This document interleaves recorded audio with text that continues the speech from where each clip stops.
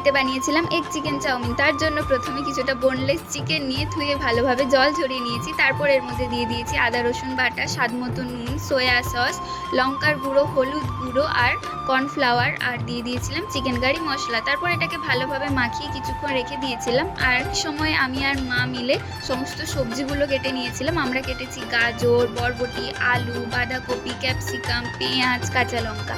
তারপর কড়াইয়ের মধ্যে জল দিয়ে তার মধ্যে অল্প একটু সাদা তেল দিয়ে চাউমিনটাও সেদ্ধ করে নিয়েছি। তারপর আবারও কড়াইয়ের মধ্যে তেল দিয়ে সমস্ত সবজিগুলো ভেজে নামিয়ে নিয়েছি। ডিমটাও ভেজে ভালোভাবে ঝুড়ো ঝুড়ো করে নিয়েছি। তারপর ওই কড়াইয়ের মধ্যে তেল দিয়ে মাখিয়ে রাখা মাংসটাও ভেজে নিয়েছি। আর মাংসটা কিছুক্ষণ মাখিয়ে রাখার জন্য বেশ নরম হয়েছিল।